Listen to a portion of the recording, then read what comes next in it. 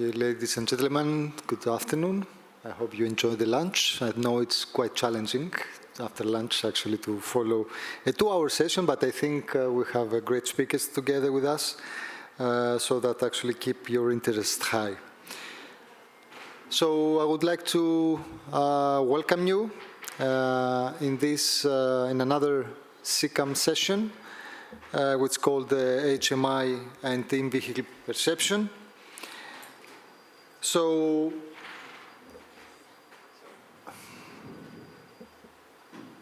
does it work? Sergio, does it work?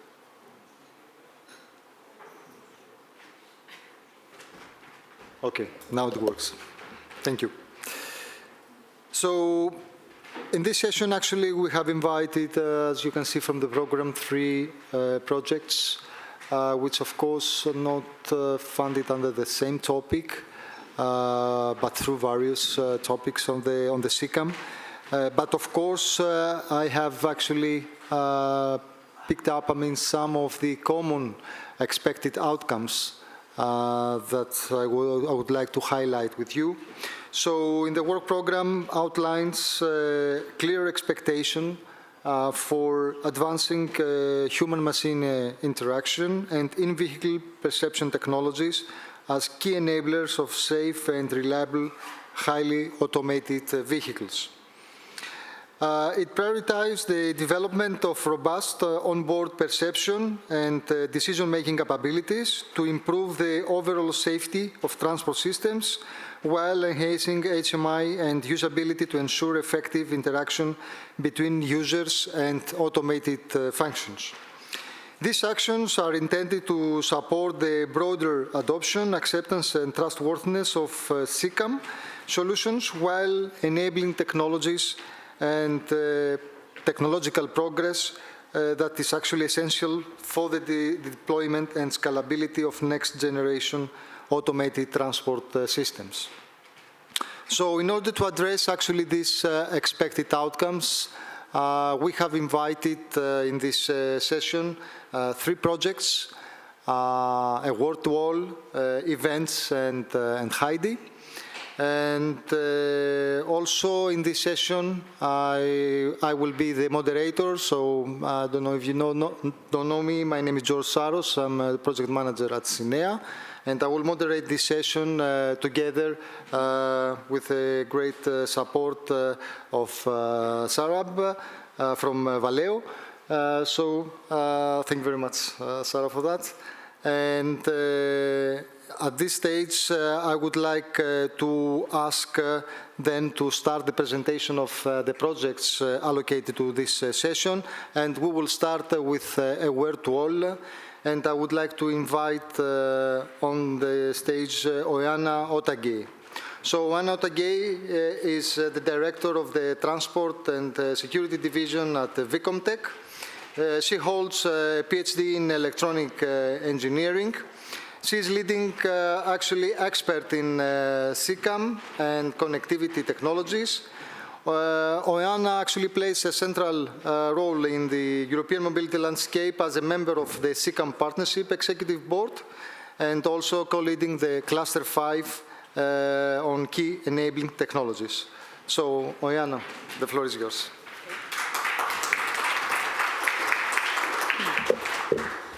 Okay. So first of all, thank you for this kind introduction. And I'm going to present today this project that has just been finalized. So I'm here to present the outcome. So we heard yesterday about competitiveness, about how to reuse the outcomes of the project, and how we are making the SICAM ready. So I would like to present today this project, which was targeting on how we should deal with the upcoming automated vehicles being placed in complex mixed scenarios and making them useful and safe for everybody, okay? So this is a little bit what we have in mind when we presented the project. So, okay. So a little bit on the project. This was a topic mainly focusing on safety and HMI, so how we should be also communicating and ensuring that the users, the drivers, and the people in the scenario are aware of what is going on. So we have a quite complex and consortia where we mix together research, universities, and companies, because at the end we wanted also that the outcomes that we have in our project were useful for the industry, and this could be somehow put into the market. So what do we wanted to do?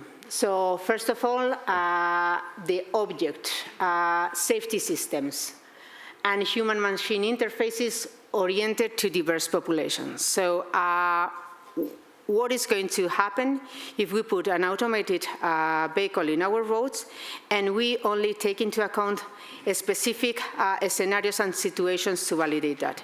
Is this going to be acceptable by all? Is this going to be understandable by all what this vehicle is going to be doing? So this was our research question. So what we did is develop a safety system for covering the whole approach, and also focusing on how we were going to inform the people. So for that, we were focusing on inside and outside the vehicle.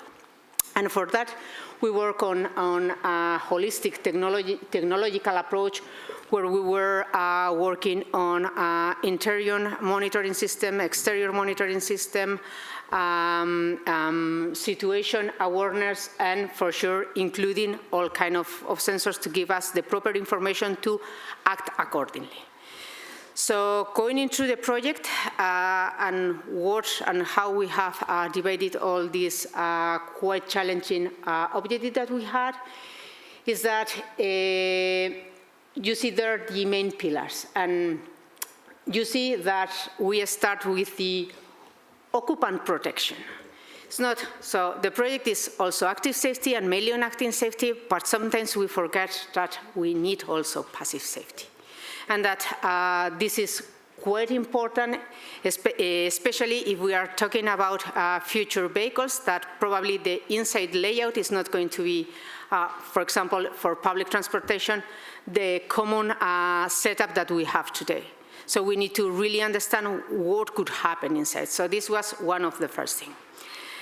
The second thing is that if we are talking about acceptability and safety for all, we need to extend the scenarios. We need to extend the situations under we test our systems, because we are used to have the usual scenarios where we have the pedestrians or the vulnerable road users as a specific type of person, dummy, or whatever, but it might be other kind of road users that need also to understand what is going on to ensure the safety of the whole system and all the whole functionality.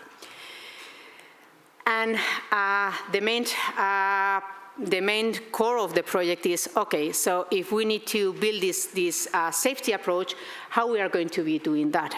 Because it's not the same what kind of information does need a person that is inside the vehicle, an occupant, a driver, an occupant of an automated public transportation, private car, which has some functionalities.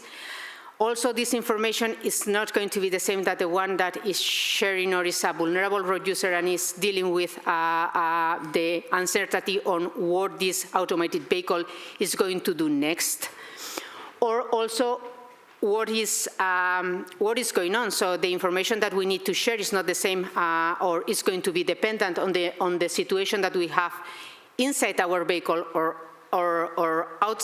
inside and outside the vehicle.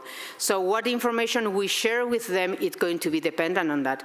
And that's why we do have this situation awareness module that is somehow linking the outside perception or the outside situation with the inside one, because this is crucial to understand which kind of information we need to share with everybody.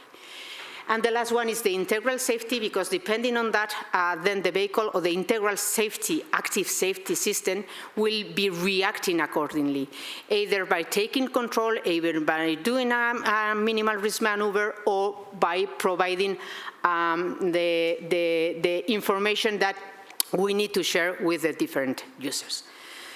So this is a little bit what we aim and how we organize our work. So what we have as a result of the project and what we think that can be useful for the future activities, project, or even modules to be elevated in tier levels to be integrated on products or future projects.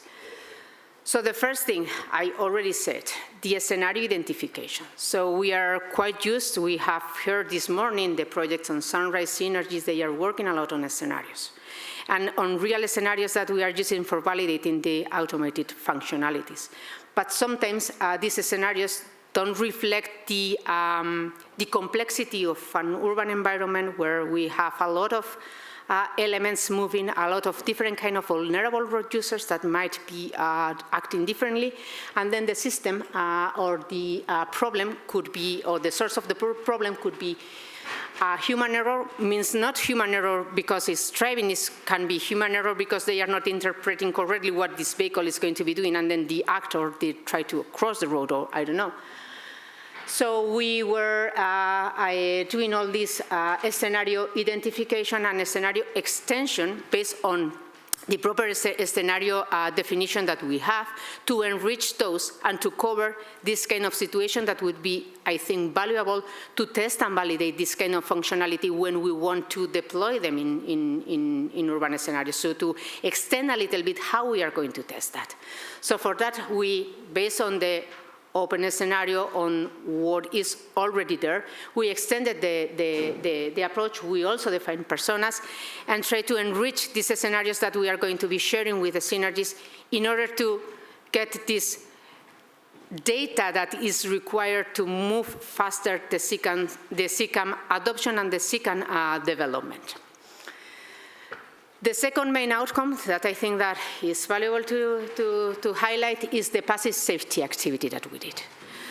So we are used to do and to test things with given dummies or given personas that we have, but these are usually specific models.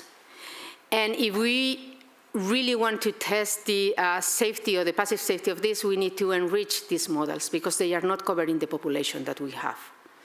So the first thing that we did was create some extra personas that they are open so they can be downloaded. You can use them for future validation. We also work on the airbag and restraint system because, as I said, so probably the layout of the inside of the new vehicles are different, so we need other type of passive safety elements to ensure the safety of the passengers. And the third, on the structural approach. Okay, so how to ensure that the vehicles are strong enough to deal with any kind of thing that they might encounter. The next one, and quite challenging, the occupant state monitoring and how we deal with the information. So as I said before, we need to understand what is going on inside to select the proper information that we need to share or we should be sharing with the occupants or the drivers. So what we have is not a close approach and say this is the system. So what we have been working on is on developing an approach that ensures the use of the different kind of sensors that we might have, because we understand that each of the OEMs are going to decide which set of sensors and which set of information they are going to be installing, but we need to have a common sense of understanding what is going on, and with that ensure what is the information that we are going to be sharing. So we have been integrating different perception systems where we have a lot of information coming from them, and what we have done is the visual language model-based semantic understanding. And what I mean with that is understanding why the driver or the co-occupant is doing something. So it seems that this occupant is distracted because he is looking at the mobile phone. So we have a reasoning, we have something for understanding the situation. And with this understanding of the situation, then we can select which kind of message and using which channel is the most appropriate one to not annoy the driver, but keep them active to the task that they need or they should be doing. So we need to really understand that, and it's important to go beyond what a single element or a single sensor might tell you, okay? The next outcome is again the same, but trying to combine the situation. So we do have a situation outside, so for example, a parking situation where the driver is looking at one mirror, but then there is an element, a vulnerable road user in an angle, and is not paying attention. So the system, what I was saying before, so try to understand the driver is looking at the right rear mirror, the pedestrian is in this position, he is not seeing it, so I need to warn the driver. If not, I am not going to warn the driver. He's already seen it. I don't need to annoy them. So trying to bring these two words together with reasoning and semantic understanding of the situation, I think that is crucial for the future systems, especially for the interactions one. And the last one that I wanted to highlight is, okay, we were talking a lot about sharing information with the inside. But with an automated vehicle, we don't know, or we as humans, or at least I, it's difficult to understand what it's going to be doing. So I, as a human, when I try, or when I am going to cross a road and I see a vehicle, I look at the driver. And depending on if the driver is looking at me, I know that he's seeing me, so probably he's going to be stopping, so I feel safe and I cross. But what happened with this kind of vehicle is this vehicle noticing me. Is this perception system saying, hey, there is a pedestrian, stop.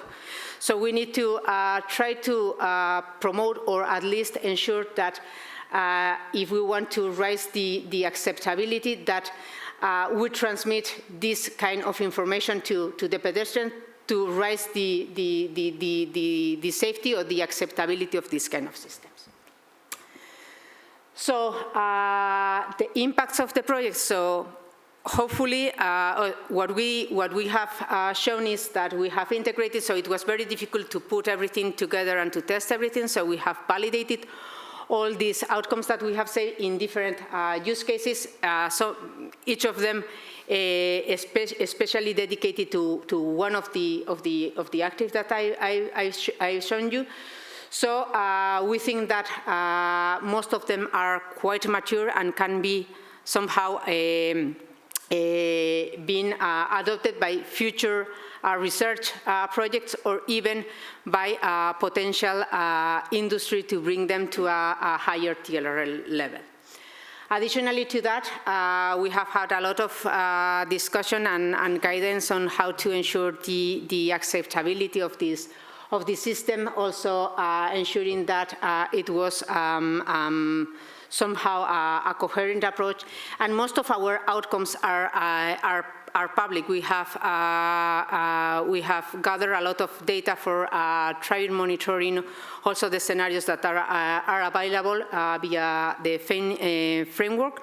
So if you want to access them, you can go directly through them. So what we have is a market analysis of the main key exploitable results, and what we think and what we hope is that you can use them further and evolve them to make the SICAM a reality. So thank you very much.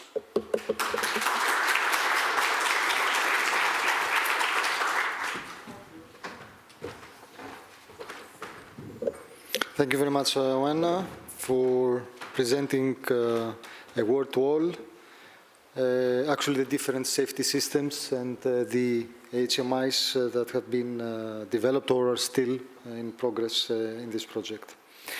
Okay, let's then move on to the next speaker, who is Vasilis Sourlas, So Vasilis Soulas received his diploma degree from Computer Engineering and Informatics Department from University of Patra.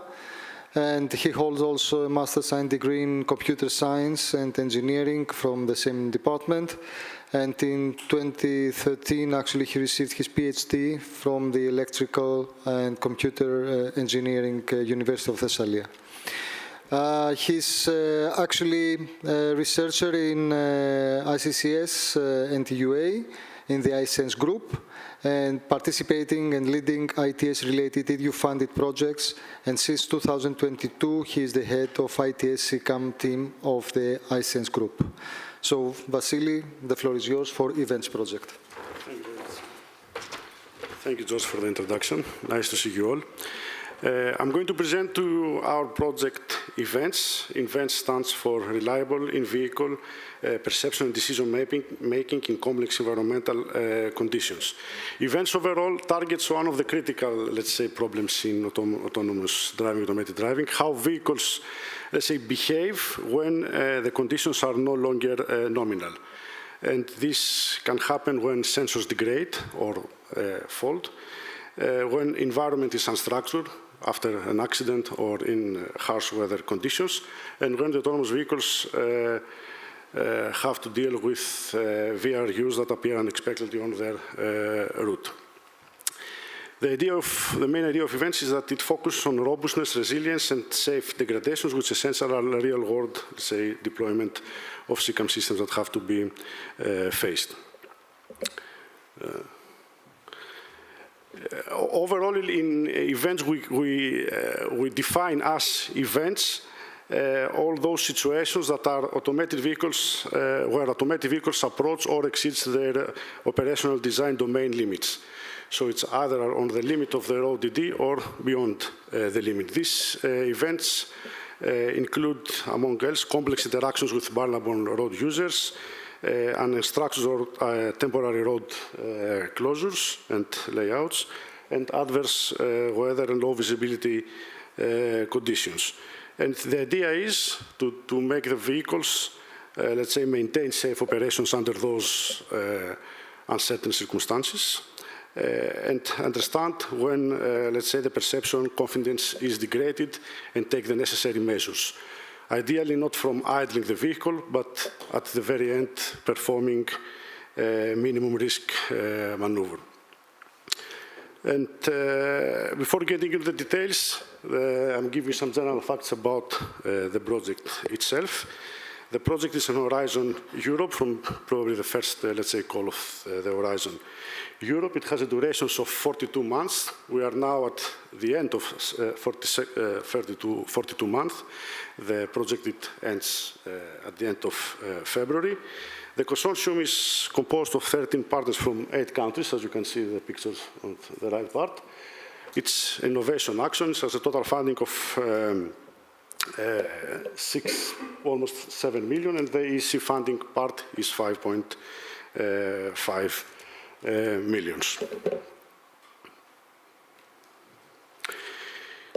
In this slide, you can see the general objectives and how we are tackled them in the duration of the project. Overall, from this slide, you can take that the objectives can be summarized into 4 main pillars. How to improve perception robustness, especially in adverse weather and degraded sensing situations. How to enhance VRU prediction and interaction, accounting also for the assertivity of their movement close to the road or on the road, and how to couple perception with decision-making, which used to be, at least back then in 2021 that the proposal was written, 2 different, let's say, isolated modules. And of course, to validate all of them into real vehicles in real-world scenarios as much as possible, instead of only simulations. That was also part of the proposal itself.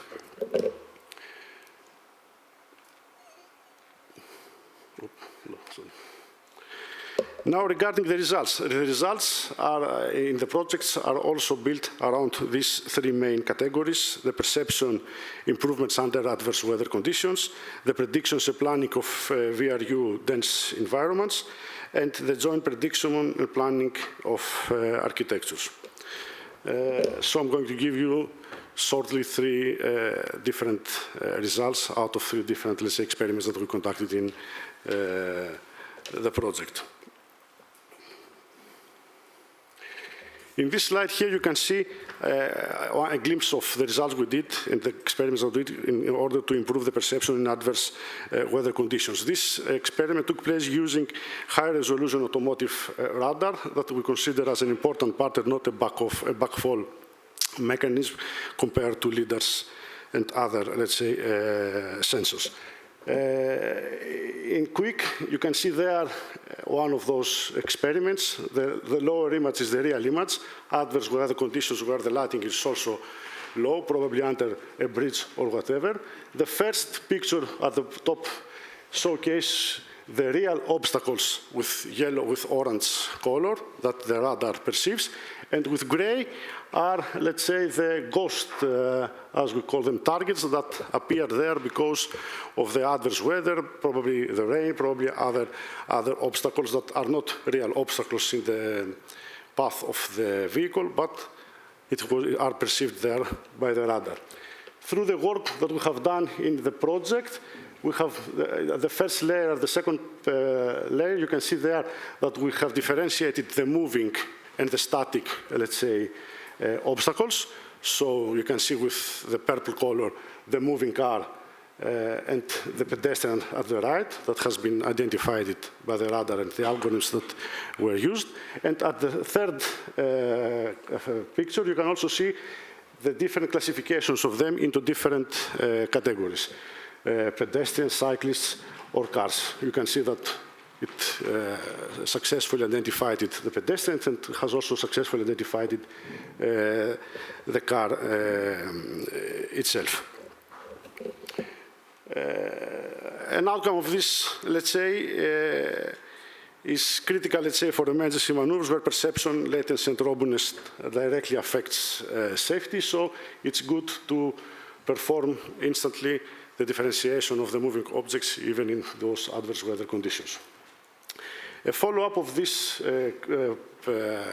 experiment, also in the context of adverse weather situations, is the other experiment here. Can you please play the video? You can see here, this is a simple Python of what we tried to emulate and simulate, and then also execute in the real-world scenarios. The central thing is the bird's eye view from the Carla simulators, and on the right you can see with the colors the collective perception of each vehicle in front of them. In the first layer, in the first line, it is where we have three ego vehicles that participate, three vehicles that participate in the perceptions, and in the lower part of the video, it is when all the 6 vehicles participate in the experiment. If you can play it again, please, you can see that when the grayer the color means higher confidence that this part is occupied by an obstacle. The whiter the color means the higher probability and higher confidence that there is no, let's say, any obstacle on the path. Anything in between, in the gray scale, means that it might be something or it might not be something, but with less confidence using all the information that is captured by all the vehicles. Obviously, when you use input from the 6 vehicles instead of the 3, the perceptions and the confidence of the perception is increasing dramatically. This can also be seen here from this picture. This picture, I mean, has generated a lot of academic level, let's say, philosophical discussion about the confidence and the perception. I mean, there's a lot of information, but let's focus on the first layer of information, or the first line of its table. You can see in the first rows the confidence, the perception accuracy when there is only one vehicle and it only, let's say, performs, uses only its own sensors. The second table is on when we use 3 vehicles, and the third is when we use 6 vehicles. The different lines are the different tables, since when we have, let's say, difference, we have noise in the accuracy of the localizations. But let's forget this one. You can see that when we use more and more vehicles, the accuracy of the perception increases from 0.23, from 23% to 85%. But this has sparkled a lot of discussions and ambiguities about the confidence, because when you send a message, a CPM or whatever, it usually comes with, let's say, a confidence figure which says that I am that % of confidence that what I'm seeing is there or what I'm not seeing is not there. But then there is a discussion of how confidence is your confidence and how trustful, how we can trust that what you are saying is not on purpose mistaken, but it can also be faulty, like the previous figures that we saw, that because of the weather, because of the mud, or because of the wind, of the water, you might send a message that says that there's something there, but might not be there. So there's plenty of discussions how you can do this trust in the information that you receive. Anyhow, this is good for future, I think, projects and future research.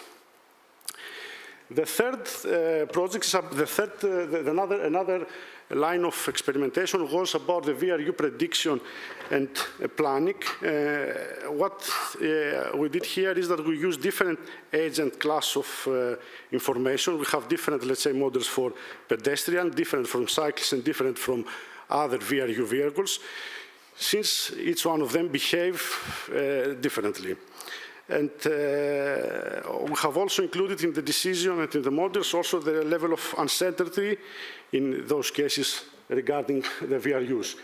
In events, what happens in the prediction and in the reaction when you encounter a VRU is that we try to, let's say, in parallel, define and calculate different reaction activities, from totally stopping or to yielding or to bypassing, let's say, a VRU.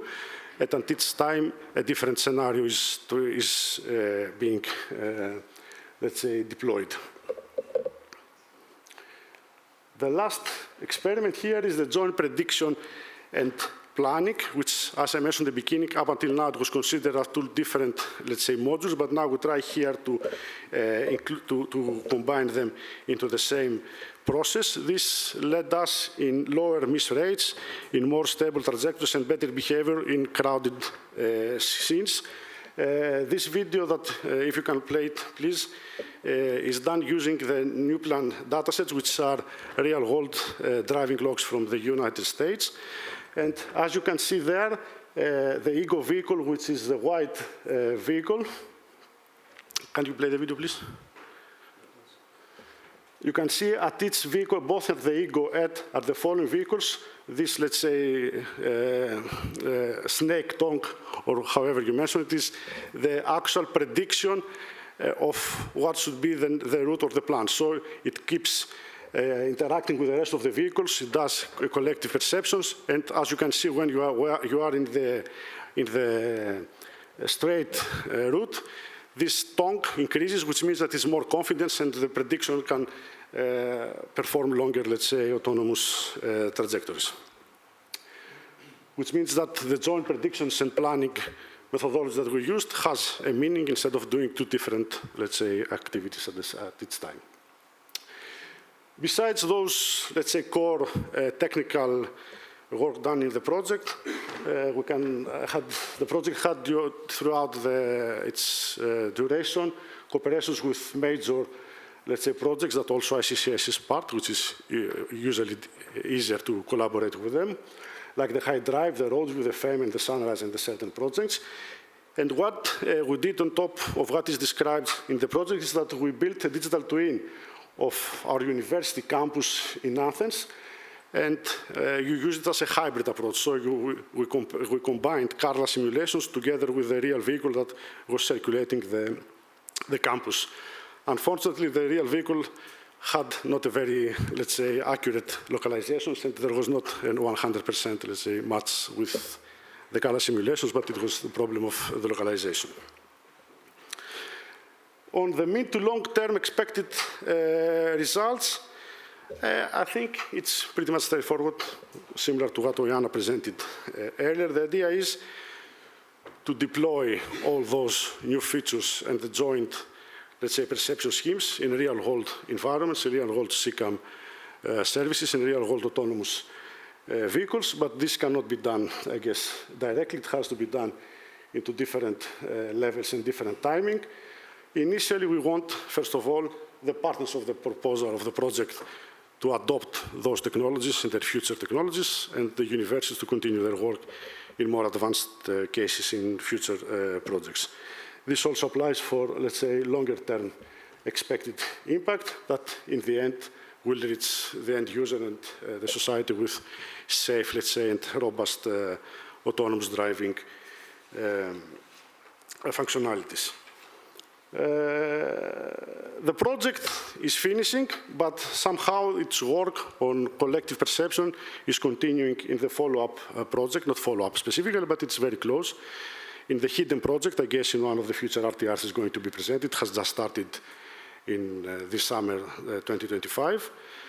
And the project has, if you need to get more information, technical details, the project has its final event on the 25th of February in Delft University. If you're not there, of course, physically, you can also join remotely, and you can check more details on the technical and the societal and overall impact of the project itself. That's it from me, George. Thank you very much.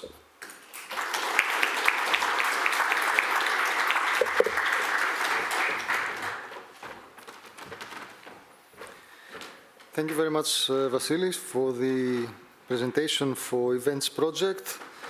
I think due to the fact that you said that the project is almost over, I think it would be really important actually to share with the audience here about the recommendation on some lesson learned from this project. And also I kept one point from your presentation about the integration of the virtual and the real environment that actually you have implemented through this digital twin in the campus. Okay, so let's move on. I think we will have a lot to discuss later on in the Q&A session. Because, I mean, at least both projects were to all and events actually are finished. So I think it would be really important actually to raise your questions to the speakers about the deployment and the implementation happened in this project. So now we move on to the next one, HEIDI project. So I would like to invite on stage Medina Justis. So Medina Justis is a team leader for EU project management at Virtual Vehicle with over 6 years of experience in EU research and innovation projects, including Horizon Europe and CHIPS JU. So Medina holds a master's degree in European projects and public management. So Medina, the floor is yours.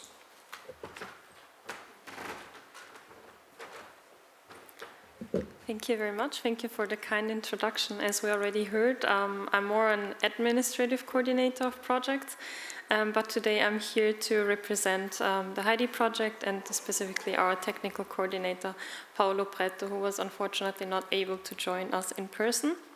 But I'm here to tell you a bit more about the HEIDI project on holistic and adaptive interface design for human technology interaction.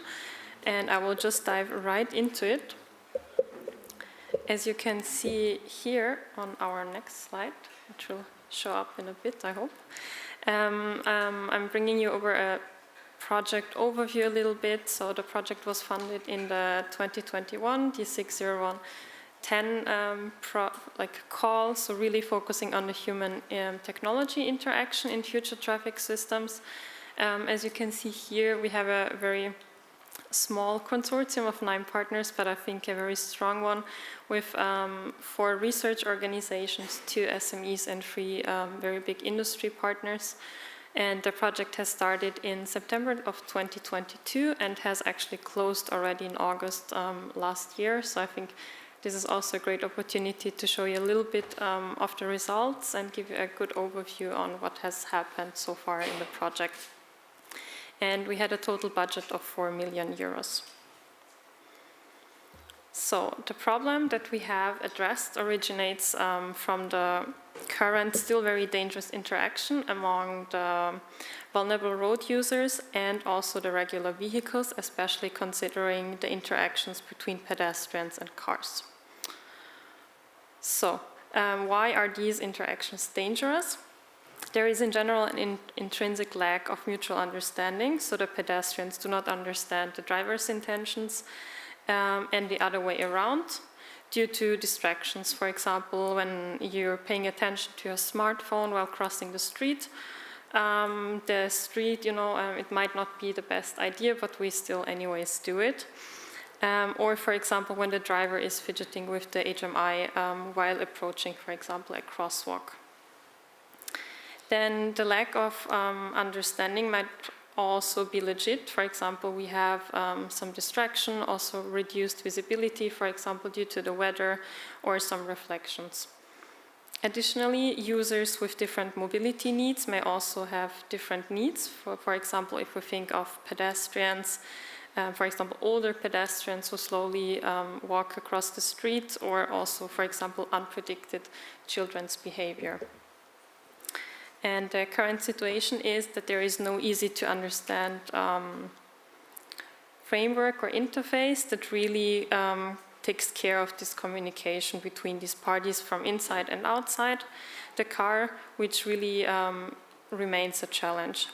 And so far, there are also no regulations or standards that assess and ensure the safety and usability of these interactions, and also the potential resolution of this conflict interaction is really left to this initiative, improvisation, local habits, all of these topics resulting in extremely inefficient and unsafe interactions. And this holds true not only for conventional, for example, human-driven cars, but also for automated vehicles or cars with higher sophisticated assistance systems. So this is something where we have thought that we need to change something, which brings me now to the objectives. So we wanted, in general, to conceive, simulate, build, and test a cooperative system that uses internal and external vehicle interfaces that offer communication and recommendation on both sides of the vehicle about the upcoming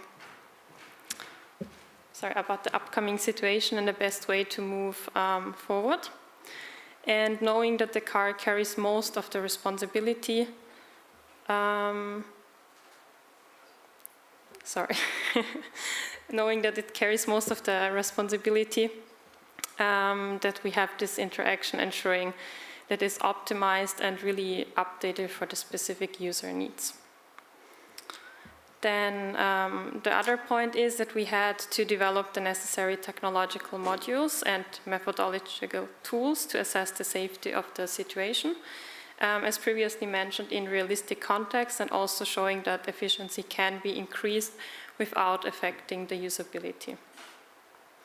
And we also wanted to transfer our learnings beyond the research labs and really concretely inform authorities and organizations responsible for moving forward regulations and standards to impact society and also truly make a difference in the quality of life of the people.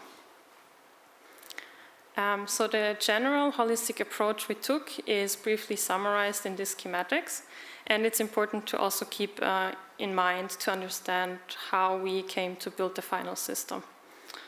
So in a typical road situation where a pedestrian is about to cross the street, for example, while a car is approaching, we have a driver and a pedestrian who are, let's say, separated by this vehicle, as you can see here. However, from now on, the car will act more as a medium, which means that it's an interface between these two parties who need to mutually communicate their intentions to safely resolve the situation. So what we now need to do is we need to monitor the driver and the pedestrian, because we need to reorganize the situation. And we also need to understand who are the players involved and what is happening. We then use the sensed data that are directed to the interaction logic, which is where the scene is assessed and the intentions of the players is recognized, and their behavior is then also predicted. And based on these predictions, multiple plans are evaluated to really resolve this situation, accounting for safety and time costs. And eventually the situation then is progressing, and the behavior of both parties, so the driver and the pedestrian, need to be constantly tracked to ensure that the best plan is selected. And at this stage, internal and external interfaces convey the respective intention of the driver and of the pedestrians to the other side. So for example, the driver of the car itself can also be an automated driving system, but that in general does not change the logic of this approach. So the driver is then informed of the pedestrian's intention and receives a recommended course of action. It is suggested to the driver. And if the driver is initially supposed to pass but decides to yield, the interface to the pedestrians will update the displayed message, so the pedestrian will receive an information and knows that it is safe to pass. And these interfaces are multimodal, as we will see soon. And overall, the system acts cooperatively, adapting and coordinating the recommendations and information on both sides of the car.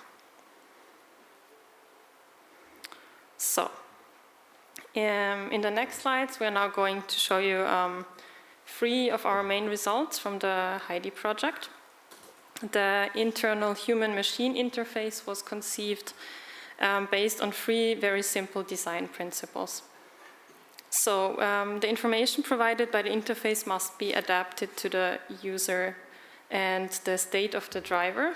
So as we have heard, the driver is, for example, distracted, and then the information can become more salient.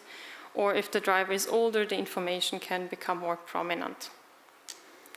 The system should also be non-obtrusive, so that is, it should become less noticeable or only noticeable if needed. And it should also be context aware, because context awareness is achieved by integrating the driver state, the vehicle state, and the available information from the external environment, like for example the position of the crosswalk on the street map.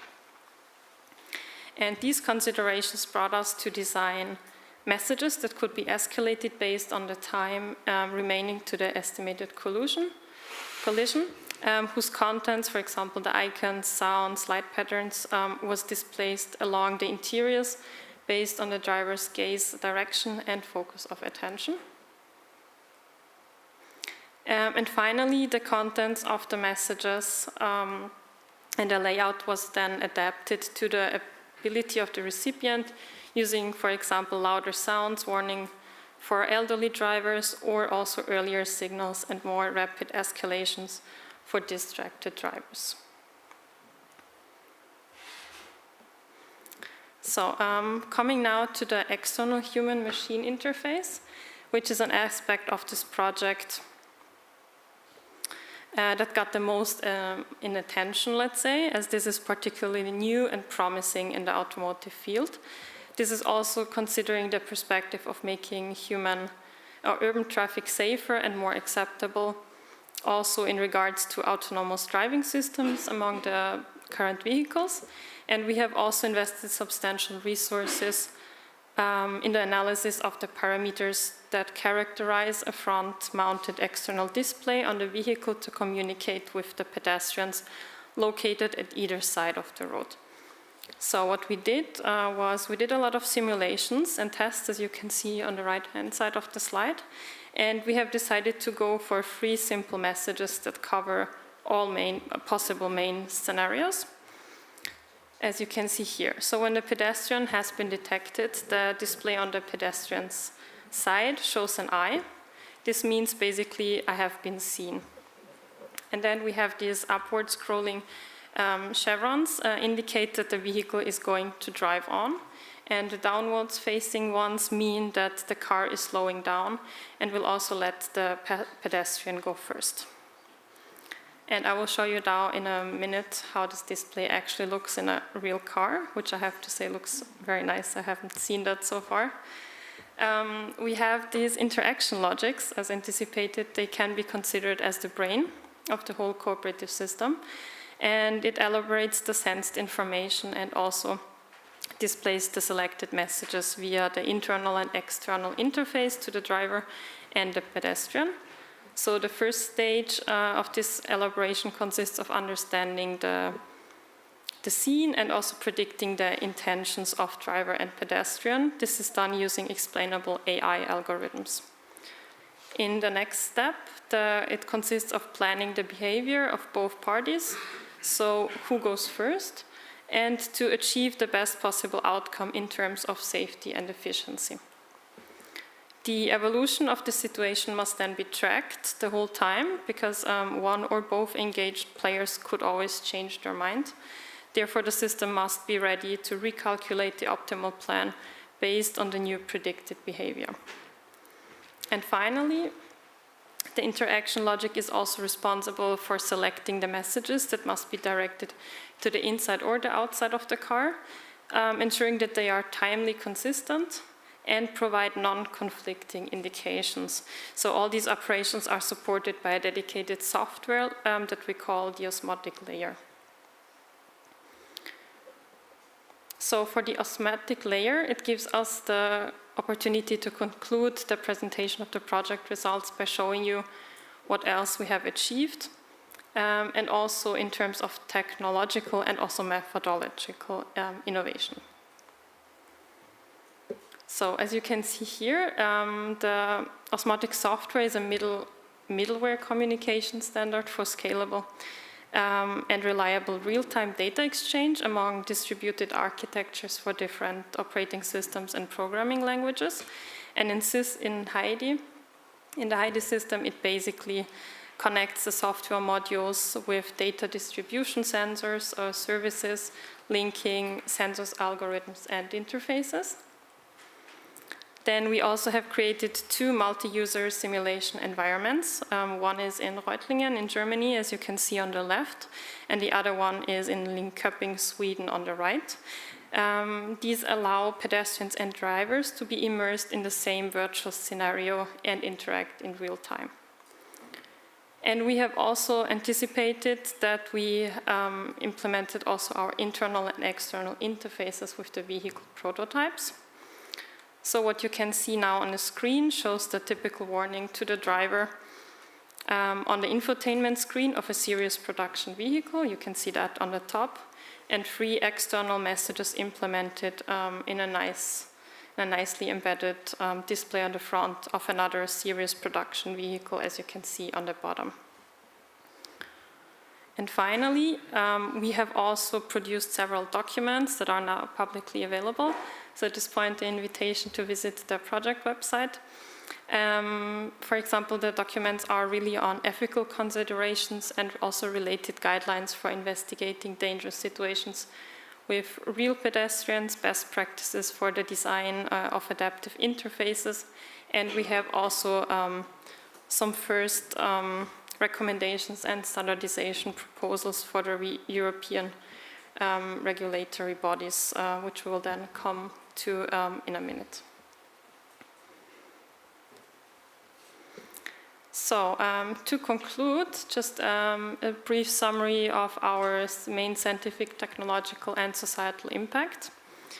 What we have noticed or we've seen in our project is that we have up to 2.5 seconds reduction in time to resolve pedestrian vehicle interactions with the external HMI, with approximately 30% reduction in the car stopping time. We have also approximately 1 second earlier braking with internal HMI support for the distracted drivers, which corresponds to approximately 12 meters increased distance to pedestrians at the brake onset. And we have also earlier pedestrian crossing initiation up to 1.1 second, and also increased behavioral compliance, so approximately 78% drivers and 76% of the pedestrians with the cooperative HMI. We have also excellent usability across our HMI concepts with a usability score of 86 out of 100 for the external HMI. And additionally, the explainable AI predicts the drivers' and pedestrians' intention with 87 to 95% accuracy, with up to 4 seconds before the corresponding action takes place.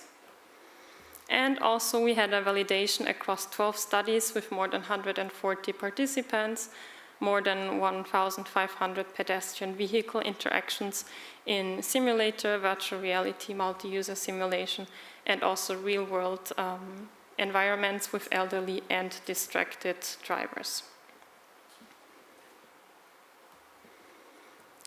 Then, coming now to the regulatory standardization and collaboration. So as mentioned, this was one of our objectives, and I think also one of the key activities, especially towards the end of the project, to really be able also to give some feedback, some lessons learned, and also just share what we have learned or noticed within the project. So with the project that we have made in the geometric optical requirements, and the standardized messages for symbols, we have achieved for many aspects a technological readiness level of 6 to 7, and according to the European framework. And this put us also in the position to be able to make some recommendations and some impact in terms of regulation, standardization, and dissemination activities, of course.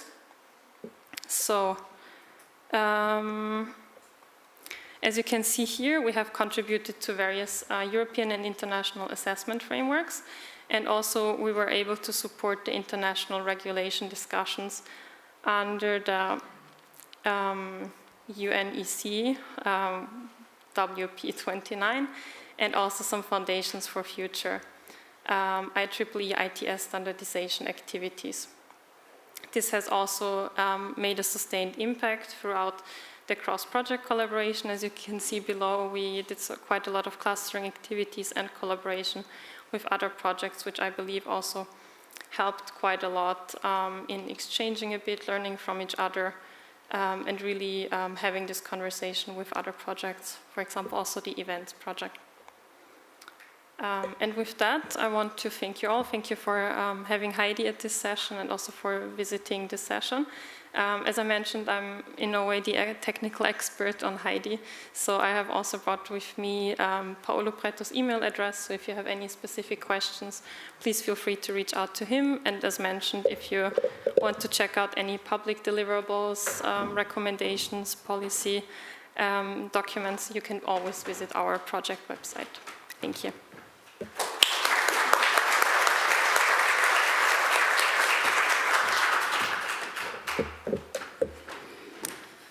Well, thank you so much, and good afternoon, everyone. My name is Sarab Tay-Guyot. I'm the Collaborative Research and Innovation Manager at Valeo Brain.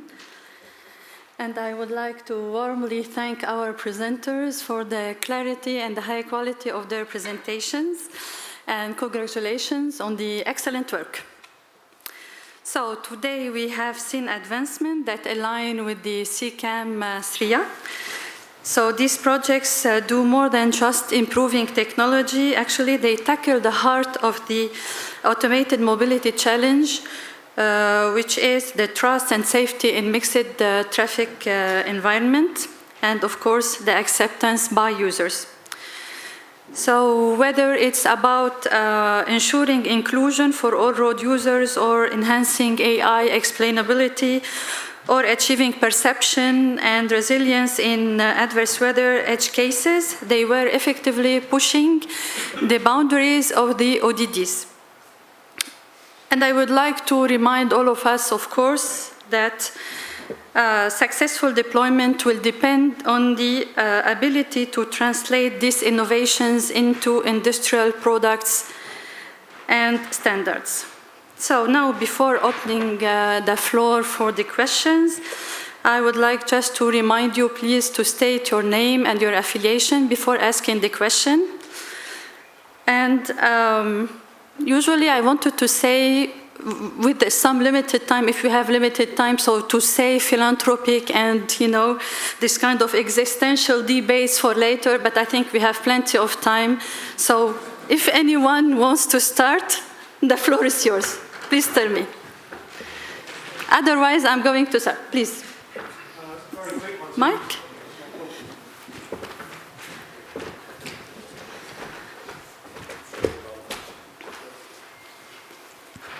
Hi, Steve Taylor from the Autoware Foundation. You've talked about vehicle-to-human communication. Have you considered how autonomous vehicles will interpret that external HMI communication, and just that could introduce new safety risks?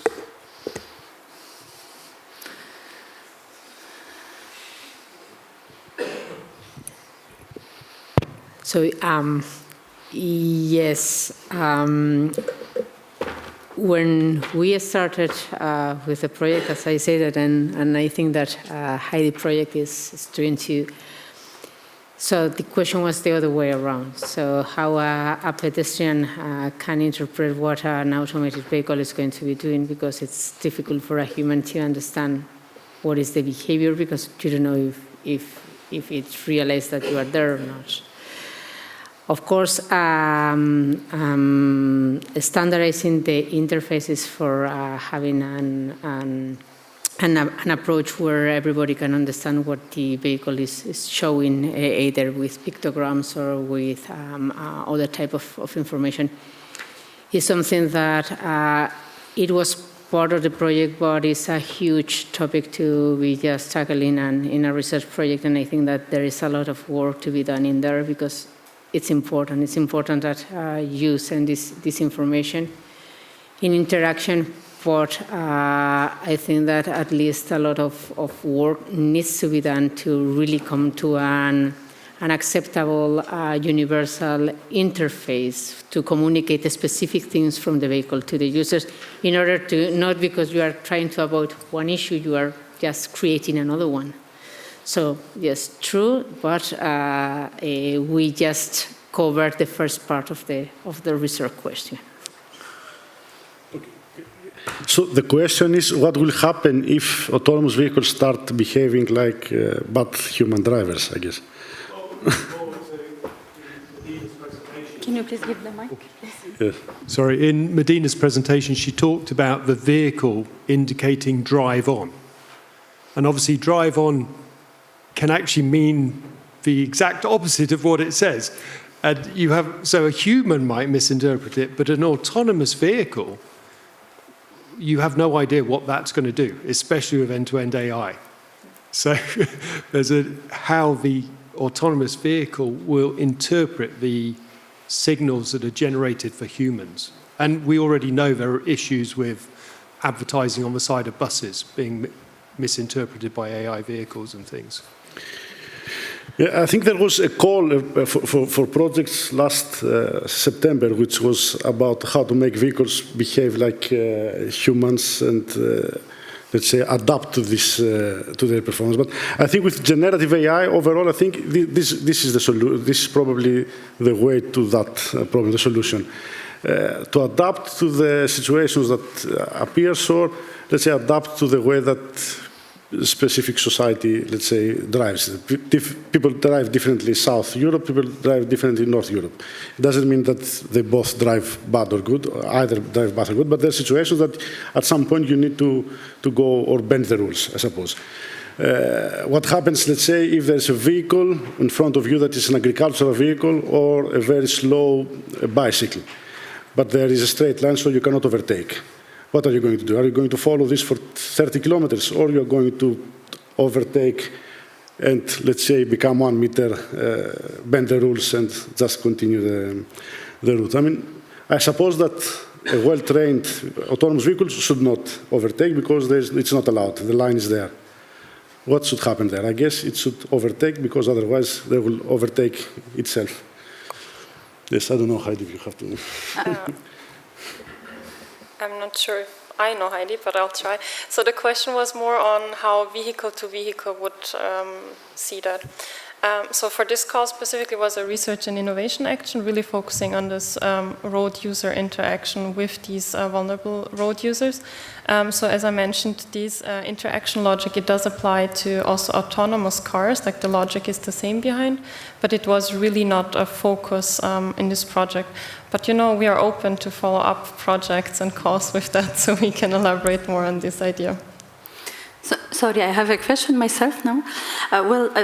Exactly talking about AI, I have a question for the three presenters. So, you know, these projects were planned a while ago. The work was held a while ago. But do you see recent AI explosion, you know, with this foundation model, Gen AI, agentic AI, which is quite new topics, at least? So do you see them as a game changer? So could it accelerate, for example, phase 2 of your projects if it happens? And could it help break even more ambitious objective than originally planned? Maybe it's so long, so complicated. So challenging question. Challenging questions and yes, so I think that the Gen AI, all these foundational models are a game changer, for sure, because they provide the capabilities of reasoning and understanding. It's go beyond just a probabilistic way of detecting things, goes beyond, so it's predicting what it's going to be and giving you a reason. So this is a huge advance. However, these models are huge. Okay. So, do you think also it could add some computing capabilities? Yes, so having these models running in real time for a safety critical system is a challenge. So already the traditional AI models, so if we want to bring them down into an HEIDI or they are some kind of hardware limitation, there is a challenge. So bringing this huge model down are quite a tough thing to do. The other big question is how to ensure that if we are trusting on this kind of system, that the system were trained with the appropriate data that is going to cover.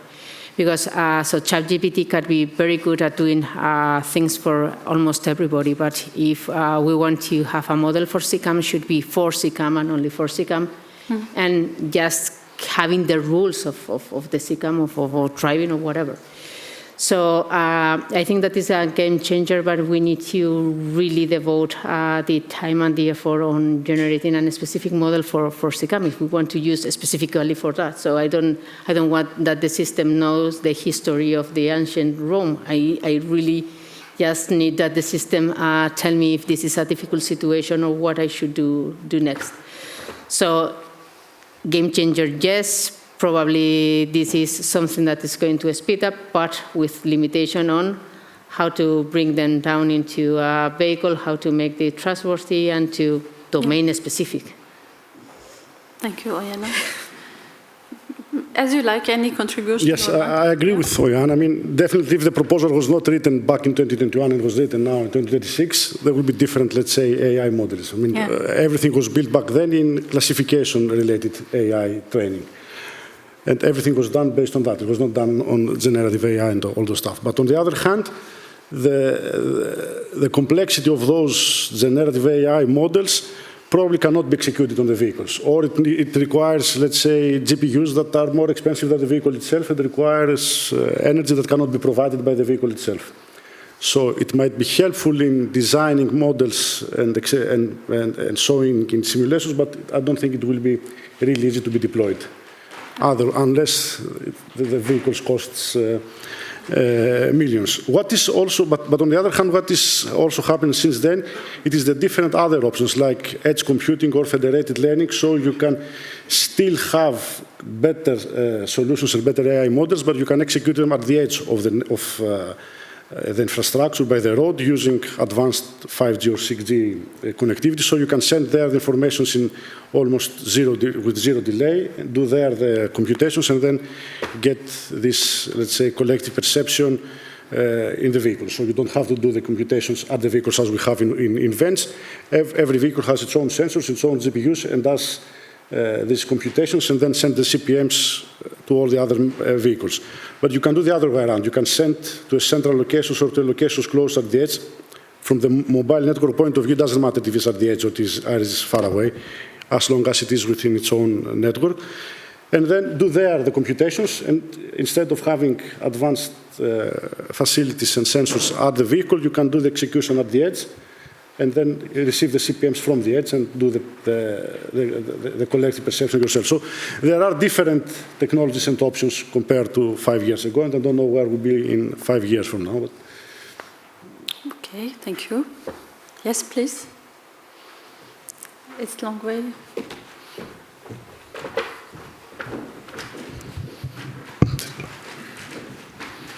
Thank you. Matt Daly from RF Pro. Just going back to the idea of the interaction between the humans, the pedestrians, and the vehicles. This isn't new. We all know what the flashing lights on the side of the car mean. The car is turning left, and the reverse lights. These are universal signals that we as an industry have agreed on for everybody around the world. And it's wonderful to see the new ideas and presentations. Is there a international body that's now trying to align the idea of giving additional information from the vehicle to the pedestrian? Because it would be an absolute disaster if individual OEMs start putting different shapes and different actions on the front of vehicles. So, is there a movement or a body that's actually trying to enforce this so that all OEMs can work towards a singular, very, very useful thing for us as the public to have on future vehicles? I have no idea. I will just make a wild guess that there is no such an activity. And the reason is that the technology is not mature enough to get into, let's say, policy and high-level implementation. For example, the project I'm going to present tomorrow in Podium was also back in 2021. It was one of the first projects that included the interaction between the VRU and the vehicle, where also some notifications were sent to the VRUs, either to the screen or by a sound made by the phone or whatever. So I think it's not mature enough, in my opinion, to get this kind of information, I suppose. Probably there is. You want to add something here? Please, the mic.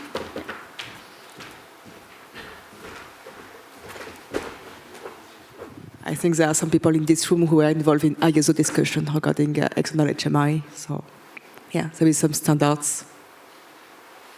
Can you please tell us your name? Audrey Bruno. I'm from Toyota Motor Europe.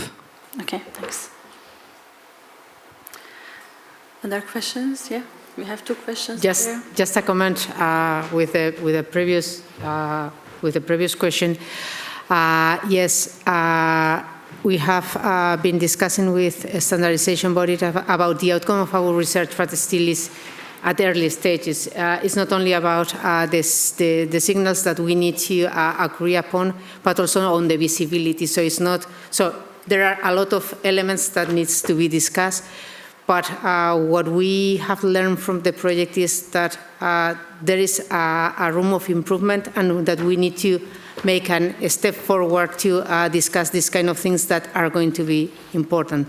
So we are in early stages, but at least we have opened this door to further go beyond what it exists today, that is understandable for a human, but perhaps it's not enough if we are talking about integrating automated vehicles in these mixed traffic situations. Yeah, please. Hello, I'm Ilse Raves. I'm from Sony Depth Sensing Solutions in Brussels. We promote Sony sensors and software for in-cabin monitoring and carpool. My question is more to the Commission. I did see that in the next work plan, there is not so much room for perception, but everything is based upon AI levels above and the edge. And so I was wondering if there is still any room for perception, because you are all using that. So I'm not from the Commission. Maybe I have a beginning of a question. Maybe I will let Georgios respond. Yeah, actually, we have some topics. Maybe you have seen also the recent calls. where perception, of course, is not the primary goal of the topic, but of course it's an important element in order to cover the wider scope of the call. So don't check only about the word perception in the call topic, but also please check the objectives, the scope, and the expected outcomes on that. Thank you. Sorry, maybe I will say something. You tell me if it's correct. I think also it's a matter of, we are going towards large-scale deployment. So we are no more on the development of the building block, but more, towards services and, having something really operational and so on. So maybe this is a part of the response to your question. So Marco, right? Thank you very much. This is Marco Ortella from Extremion. First of all, I have an answer for you. Perception is maybe is not here the way for the place for perception, because perception is more maybe in the electronic components and system arena. So the chief joint undertaking, for instance. I tell you because I am quite also involved in this stuff. But I had a question for the project. For you, sorry, I don't remember the name of the project.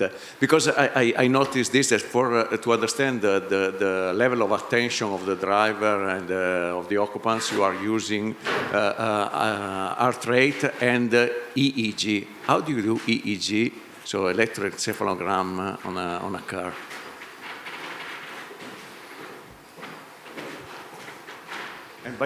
And by the way, sorry, I add on the top, maybe also heart rate variability is a good element for evaluating the state of attention and the drowsiness of the driver. Yes. So this is a research project. So we wanted to tackle the human state monitoring in order to know in which state the driver is, to just select and to fine-tune the model that is going to be capable of giving instructions or information. So we had let's say, two parallel lines in the research. The first one was using mature sensors for just keeping on measuring things that are already there in the market. So with these landmarks or with this extra information on about blinking, gaze, actions, whatever, you have some kind of information that you can use to extract the state. However, you can have a driver who is looking ahead with the hands in wheels, with everything, but the mind can be off thinking in another thing, which is kind of a situation that is very difficult to measure. So for really training our algorithm and to get this information, we wanted to enrich the measures, the usual measures that are being used in the actual vehicles with other sensors that could enrich these situations. So these two examples that you have mentioned are not that we are going to be included in the vehicle, is that we need it as a baseline to ensure that what we were measuring was the real state of the driver. So we were trying to combine them to have a baseline, to have a model that was going to be responsible for the thing, okay? Anything to add? Yeah, please.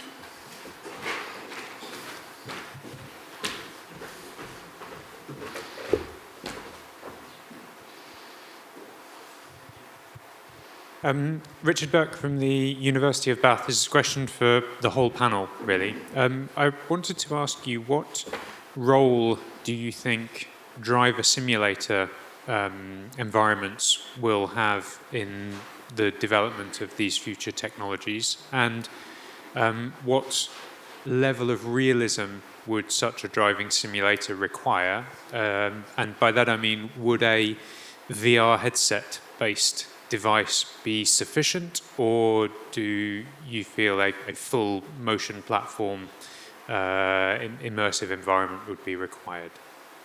So 2 parts to that question. I think I'll start first, probably the shortest answer. I would assume a mixture, but honestly speaking, I've only been once to this driving simulator to try it myself. All the other parts I haven't tried myself. I'm also not the researcher on that, but I would assume, because I think that's also what they did in the HEIDI project, they did a mixture of all these really to involve the users with this. But for the rest, I really cannot speak. So in our project, so we have 2 driver simulators that were used, and they had a very important role in the project, because some of the situations that we wanted to test and to put the driver in this situation, it would have been very difficult to test in other situations that is not a driver simulation.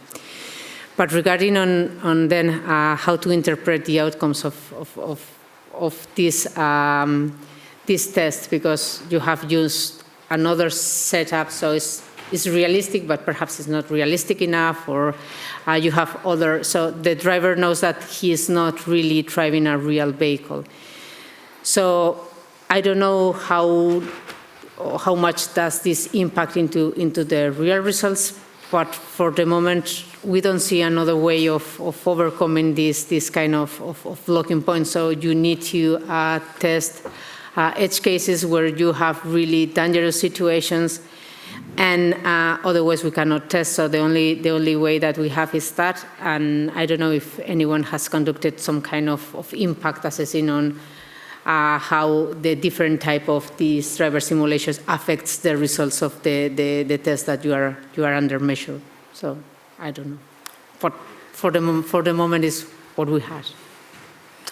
We have a question there, and then I would like to go to some, let's say, more technical questions related to your work, please.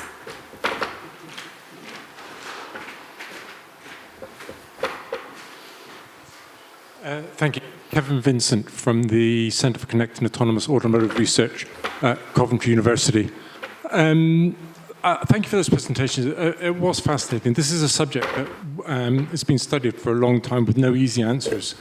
I think I heard in the first presentation a comment about extending the operational design domain. And I just wanted to ask,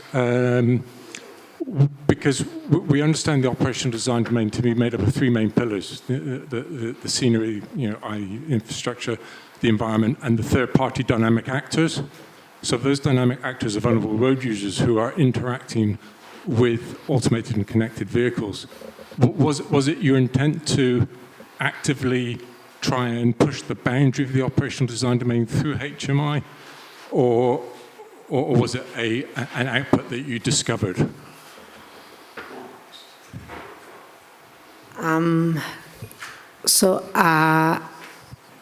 Our intention, it was not somehow to go and to extend the operational design domain, but it was to understand what are the situations that we need to tackle if we want to handle those situations. So it was like, so when you have this kind of systems deployed, there are going to be happening situations that you need to have them in advance to train your system. So if you want to develop a new maneuver, or you need to design some kind of functionalities, you need to understand under which situation, what kind of results or function or action you need to cover. That was why we did the analysis of the scenarios that we are going to face in these situations, because these kind of scenarios, the ones that are used for training, validation of these functions, are not really available. So the scenarios that are really available are the ones that are used for Euro NCAP or the type approval, or for those that this morning were very good described in the Synergies project. But for deploying this kind of services into urban scenarios where there are a lot of elements, people that are more than 3 elements interacting together, it is a more complex situation. So for that, we need new scenarios, we need new data to ensure that our system, if we are going to be deployed there, that we have enough information to train them or to validate them before deploying them. So this was something that was not as a main objective of our project, but as soon as we started, we thought we don't have these scenarios, so we need to build them and we need to share them with others in order to make them available for the future research, because this is going to be happening. So automated vehicles are going to be deployed in urban scenarios. So it's kind of something that popped up, and I think that has enriched the project and probably will enrich also the data that is available for future projects. Okay, thank you. So as I told you, for the there are 2 topics that interest me personally, which are synchronization between interior and exteriors of the vehicle, and also digital twin or simulators or whatever, we can find the name we want. So all the projects, actually the 3 projects presented use cases where we have interaction from inside, outside, sensors from inside, outside of the vehicle, and where we are expecting some response, actually some action from the system or from the driver. Okay, so my question, it's important. It's, I won't say easy, but let's go. So actually sensors are emitting or generating data or recording data at different frequencies. Okay. And we have also this latency between the system and the sensors themselves. So my question is, how do you ensure actually the latency does not impact that system response to the critical situations?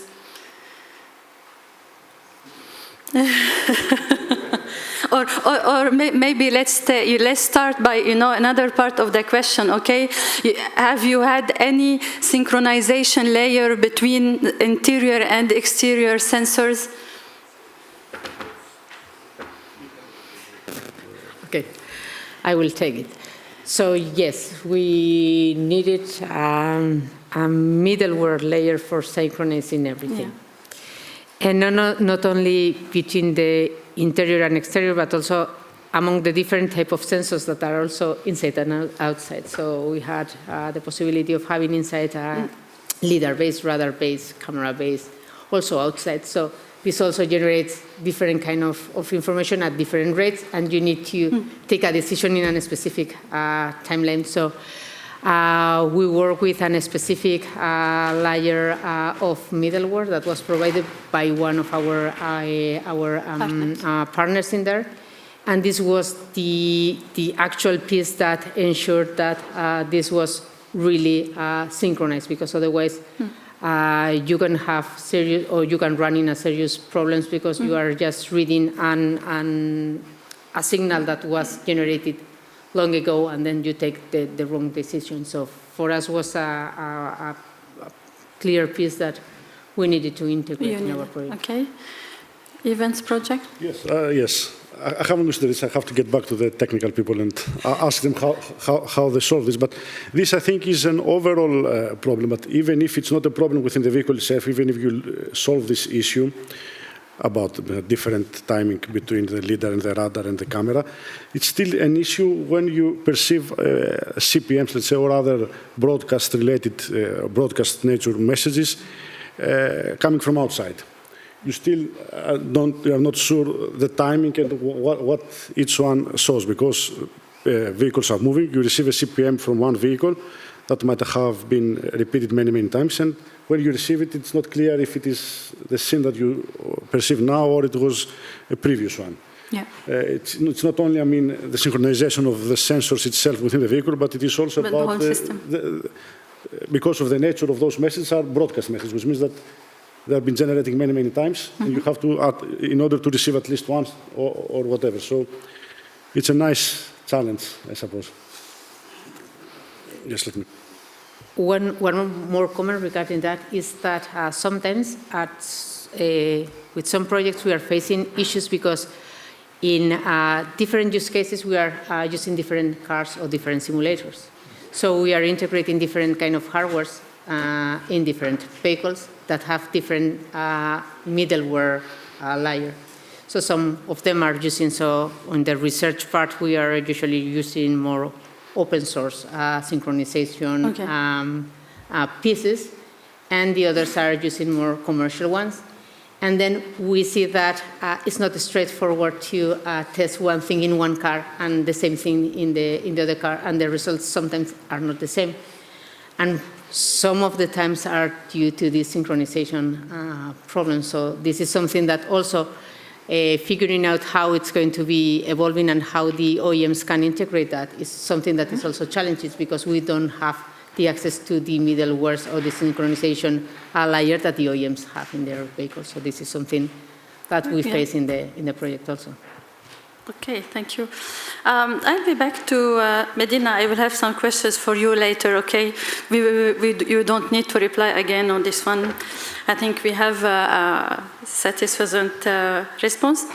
For events, project events, so in your presentation, we talked about the digital twins, about the simulator and so on, and what actually I just would like to ask if you can tell us more, about the setup, because if I'm not mistaken, your presentation or in the project, you speak about real world and virtual world connection. So we have the car, and we have also virtual world. So for me, very concretely, it's about a computer or a working machine with some turning software, prototyping tools, software, and so on. And then you have a kind of closed loop between all of these parts, let's say.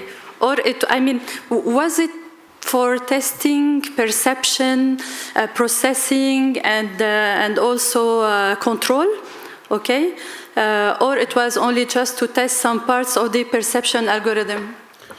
It was all the above mentioned scenarios. What we did, at least in our case, in the digital twin that we built for the campus, we were using Carla Simulator, which is open source, and it's free, but it's difficult to to develop. So we used Carla Simulator. The idea there was that we have used a vehicle that was connected through 5G connectivity with the Carla Simulator. And it was transmitting to the Carla Simulator the position, the direction, the speed, all those informations, and also live feed from its sensors, radars, lidars, cameras.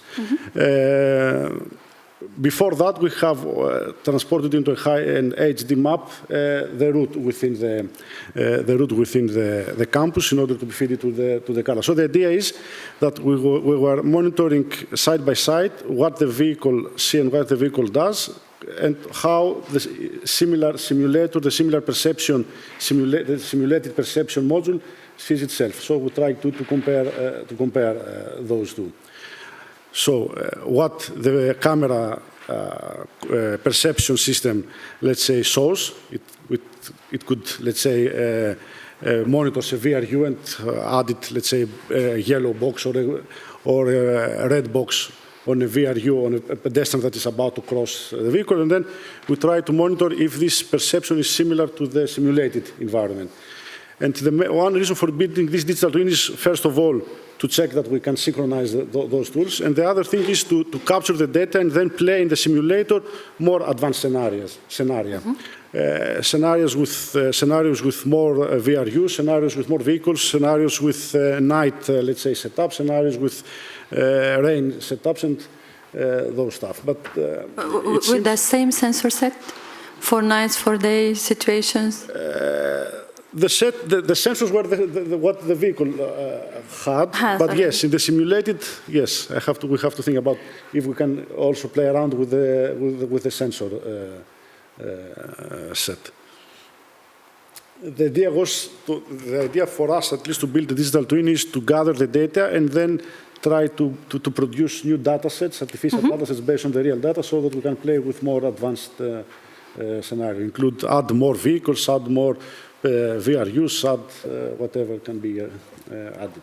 Even play with the quality of the network on receiving, let's say, CPMs from other vehicles. Okay. Play with the delay, play with the bandwidth, play with all the different aspects of the simulator. Okay, thank you. Any questions here? Yeah, please. Gamal Ghazali, University of Luxembourg. I have a question mainly for Vasilis for the events project. So yeah, thanks for the nice presentation. I think I'm happy to see that you are doing motion prediction in the project, which is quite a challenging problem to solve. But yeah, if it comes to motion prediction, great work has been done, but still a lot of challenges, a lot of problems to be solved. For instance, the prediction of the motion of a car is not the same as the motion of a pedestrian. Even for VRUs, we really have different groups. A human being moving on a wheelchair is not the same as a young person, is not the same as an elderly person moving with a support. So this is one aspect of dealing with this highly multimodal problem, because we have different trajectories. We have to choose between these trajectories. So how can we take into account the social behavior of the different groups into this challenging problem? Yes. It's a problem that we have to solve for modular approach, even for people doing end-to-end stuff. At the end, they just put a motion prediction. So I think it's a challenging problem. So how you already finished the events project. So how do you see next steps for motion prediction at the end of events from your perspective? Yes. I hope the question was not... No, it was very clear. I mean, the first thing that we did in events, and as I saw in one of the experiments, was that we used different categories of VRUs. It's different, as you mentioned, a bike that is moving in a higher speed to a child or to a wheelchair or to any kind of other VRUs. This is the first thing. But on the societal aspect, meaning that, let's say, you expect from a piece of the society or a country to cross the road, not in the crossroad, but randomly. Yeah, this is let's say, critical, but it's difficult to play around. But let's keep in mind, but the major target here is that, of course, I mean, the straightforward solution when encountering a VRU is to stop and give, let's say, priority to the VRU when they are about to cross the road or not crossing the road. In events, we tried a little bit not to interrupt, let's say, the ODD and the autonomous path of the vehicle, but by also computing at the same time different options, like overtaking a VRU or yielding priority or stopping or waiting for a few seconds. So the idea is still, the main target is still the safety of the VRU. So the first solution is to stop. But the idea is also if we can do something better so that we don't interrupt the autonomous driving. Now, the second part of the question, I don't have, to be honest, an answer, how we can include the societal parts in, let's say, when we're encountering VRUs. We expect from them to behave normally, cross the roads at the crossroads, wait for the green light. But I guess this is not the case. I think it also comes back to the previous questions, how we make the vehicle behave or interact in a similar way with the human-driven cars. I don't know if other projects have any of these. Okay, thank you. Melina, I'm back. So I have, written down some of the KPIs you provided. And actually, there are some, honestly, the figures are impressive. First, with the usability score of 86%, And then with this impressive record of studies, participations, and so on, I remember I also seen it in the presentation, more than 1,500 participants. But how did you do? How was it possible, actually? What was the methodology used to address this big number of participants or users? Yeah, actually, I wasn't involved in HEIDI at all, like in the project work. I think you can guess from my answers I've given so far. But I agree, like when my colleague showed me the numbers, I was also very impressed. Like, we work with each other. I didn't know that they did such an impressive job with HEIDI. So we have a dedicated group on human factors. So really at virtual vehicle, and they really focus a lot on these these user studies. We have VRU, we have also this, what is it, the model, like where you drive I cannot remember the driving simulator, sorry. Couldn't think of the English word. And I think it was also a mixture between splitting it with the partners, because we do have also some research partners for that. But the exact methodology I'm not aware of, but I think I can say that the consortium did really a great job with working together on that to achieve it. Okay, thank you. And I have another question, about this figure, minus 40% of car stopping, or times of the car stopping. So I was wondering if it was like a very magnificent BMW, or because the people were, attracted by the external HMI. So I don't know, honestly, why people, why the number of the stoppings of the car would decrease. So you mean when I go to the crosswalk with the car? Yes. Okay. So my interpretation is that it's just because of this interaction with the road users, that they know that the car will, for example, stop, and that they can cross, or that they know it will not stop, so they will stop and not still go on the crosswalk. Okay, thank you. Any other question before I go to the next question about users? Yes, please.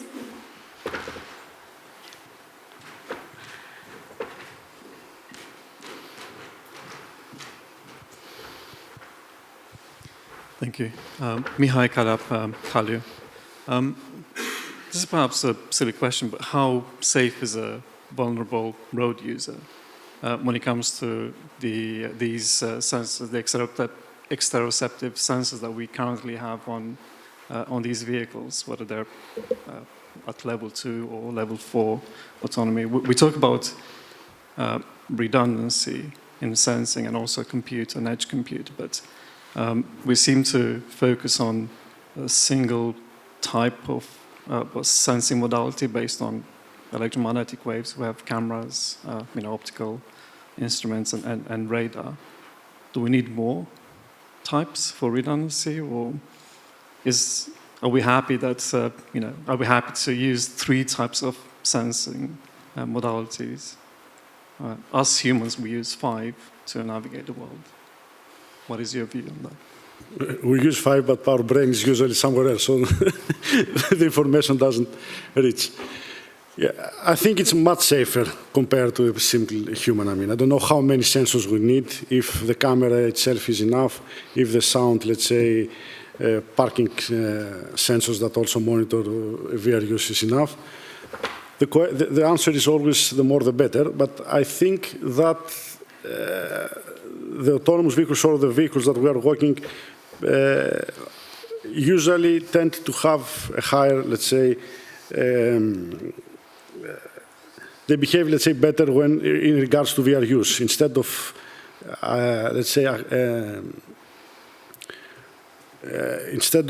let's say, considering of whenever there is, let's say, any kind of obstacle in front of them that they cannot recognize or they cannot classify, they tend to stop, or they tend to provide priority. So I think it's much more safer. Instead of, let's say, for example, in the SO project and in the high drive project that we used the vehicle in the city of Trikala, there were some cases that the experiments took place in the winter, and then in the spring there were some new trees or some new branches, and whenever they were moving, we had some incidents about braking, assuming that the vehicle assumed that there is a VRU on the road. So overall, I think it's safer, but probably needs to be enhanced so that not to have those false positive or false negative solutions. Now, in regards of sensors, I guess the more the better. I don't know where it should stop. At some, there will be a cost-benefit, I suppose, analysis.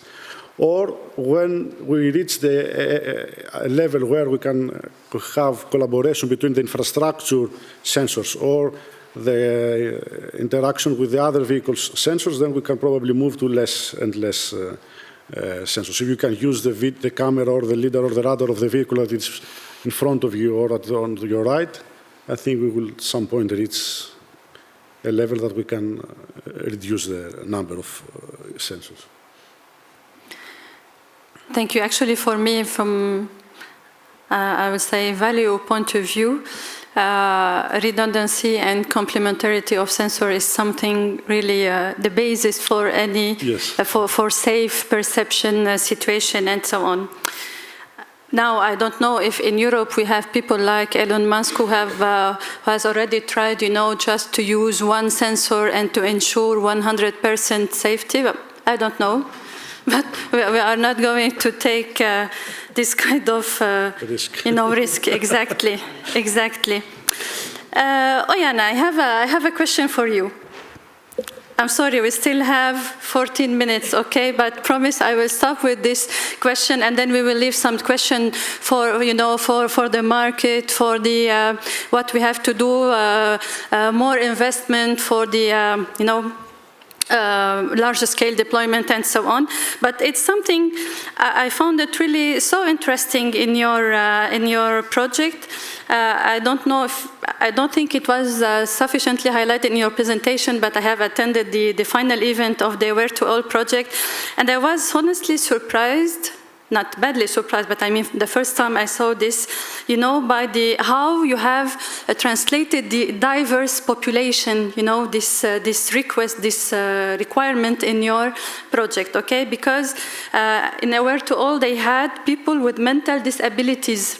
Okay, so the VRUs were not only pedestrians, but also people with mental disabilities. And actually, my question has two parts. The first one is, how representative is this category in in today's urban data? Okay, and the second part is, it's a kind of hint also, if you think actually if tackling this kind of very edge case, okay, would help you to have a kind of a universal design solution for your question, your solution. Yes.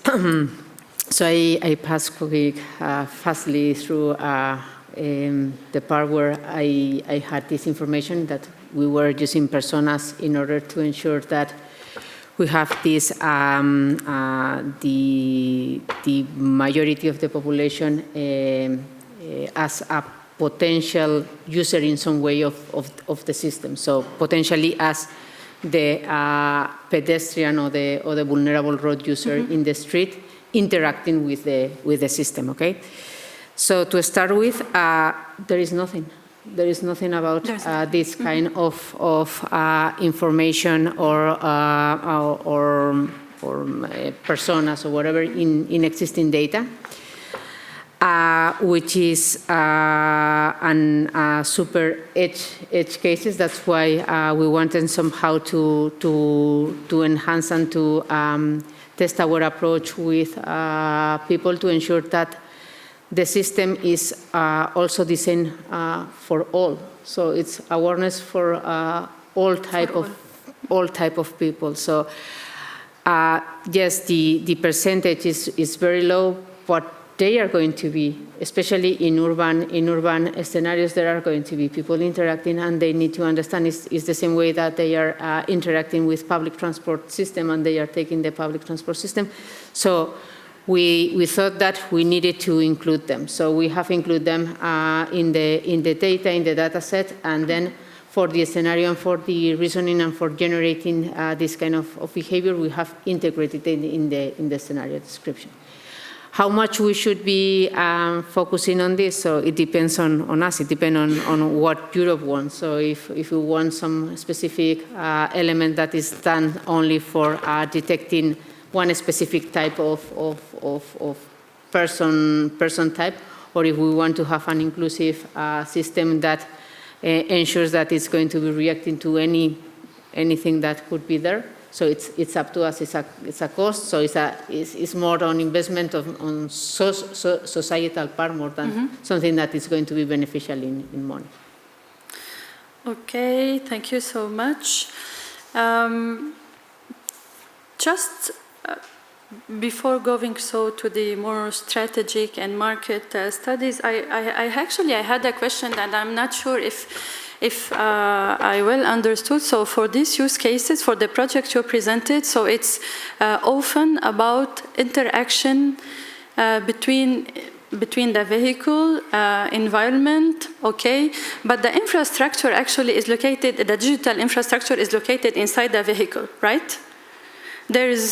Is there any interaction with, or even is there any need actually for external digital or operational or whatever infrastructure with the environment? It could be for you, for events, for... Yes, so for us, so some of the information could be coming from the infrastructure. This would help a lot. Yeah. Also for detecting the situation that is outside. So as Vasilis was mentioning before, so we need to understand what is going on outside. If this comes from the sensors that we have in our vehicle, good. If it comes from sharing data from other vehicles because we have this connectivity and this cooperative system, better.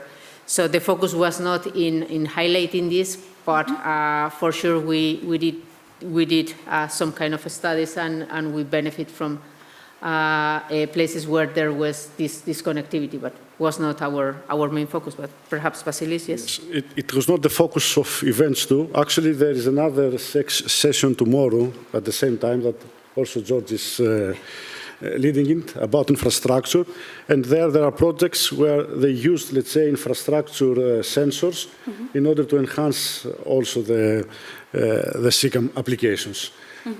Of course, as Johanna mentioned, if, for example, in the collective perceptions we had at the intersection a few cameras that provided feed to the vehicles, it will be even better, instead of relying, let's say, to the sensors of vehicles that are next to you, and probably their feed would be even more trustworthy, I suppose, since they were supposed to be managed by a traffic management entity or the entity that manages the road.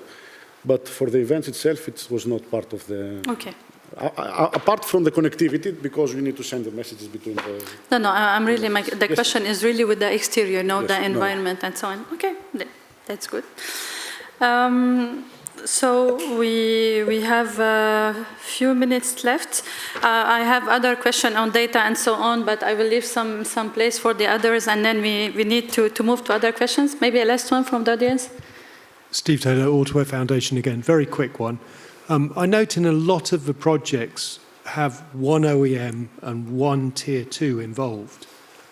How well are you seeing the OEMs and Tier 2s collaborating and agreeing on solutions that they can actually collaborate and share? I guess the question should be responded by any representative of OEMs or Tier 1s or 2s. I'm a supplier representative. Yes. Whenever they participate in the projects, they are very willing to collaborate. I don't know what happens outside the projects or why they are not so willing to participate in more and more projects. That's a different kind of story, I guess. But it's exactly the same problem when you move to other topics like SNS, XCG. Since there you cannot find a lot of mobile network operators or providers. Probably it's a universal issue. Okay, thank you. So my super question, so what level of investment from your perspective actually is needed to move from project results to a market-ready solution? Now I know that your projects were in the in the framework of research and innovation action. There is a kind of another level of maturation of technology, but if you have any response to this question, would be good. Maybe you need to go for another project, right, to continue a follow-up project to continue what already was achieved? I think that the large demonstration project that it is to be for October is one more step, let's say, to deployment. Mm-hmm. But I have no idea about, let's say, financial figures, what is going to be needed, or resources, but there still needs a lot of work on the actual research, I think, and development. Some of those results that I have shown are ideal scenarios. You have three ego vehicles. They exchange messages specifically, but when you receive random CPMs in a crossroad, you don't know which directions they show, which vehicle has issued, what to do with them. So it needs more, let's say, investment in the research to make it a little bit more robust in the real-world cases. Okay. No more questions? Well, I have a big list of questions, so I have to look in my papers.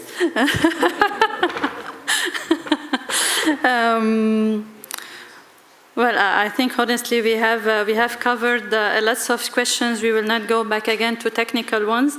I had a question about if users are willing to pay, for example, to integrate or to have your solutions either in their car, or even users can be local authorities to have them in a public transport system or whatever. So I don't know from your project, from your partners in the ecosystem, if you have any feedback on that point.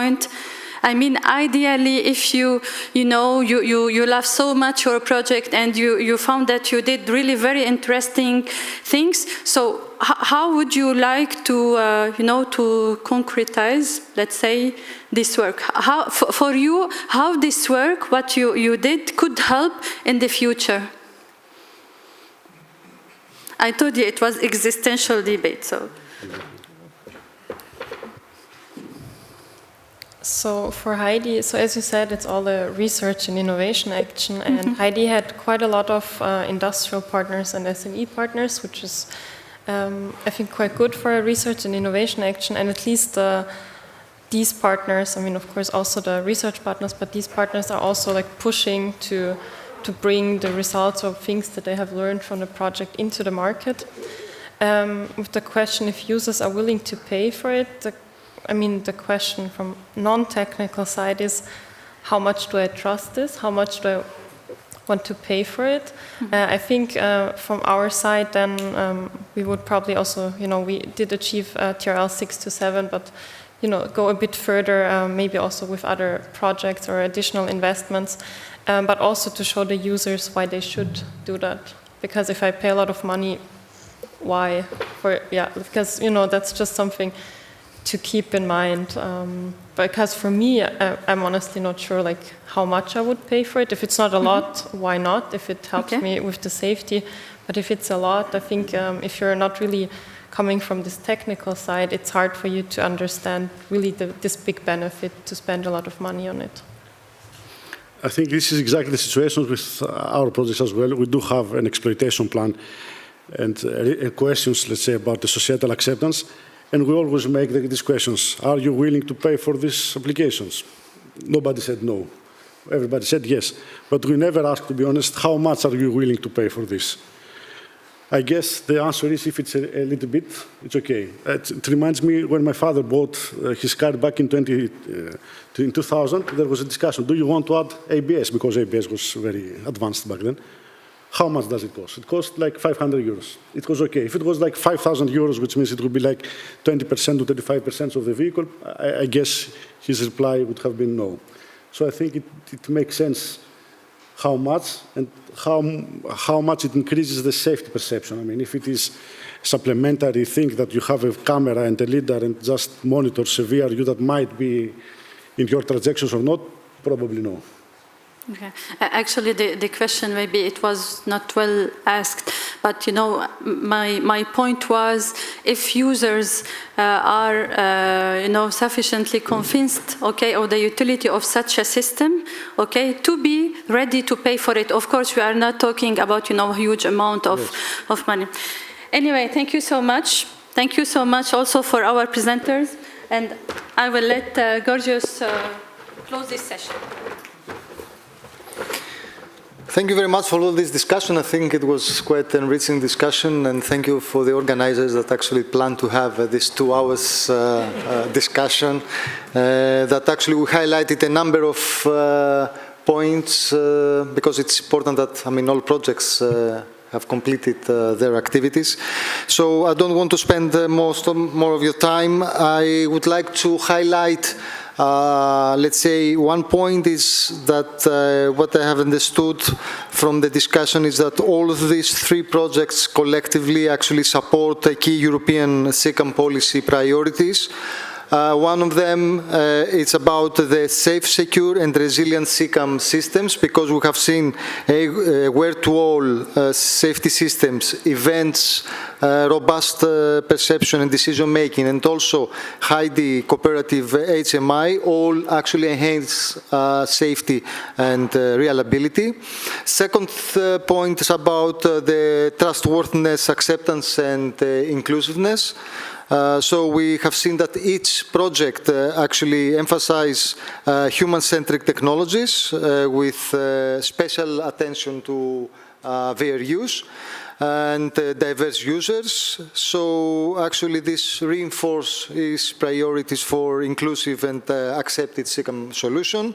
And the third point is about SICAM-centric interaction and communication. So where-to-all and HEIDI developed this adaptive HMI inside and outside the vehicle. And events supports the decision intelligence that actually underpins safe interaction. So I would like to kindly ask you to give a big applause to all speakers and my co-moderator.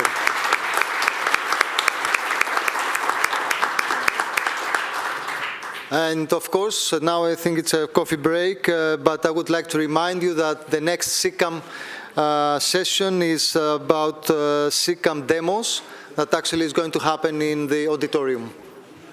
Thank you very much.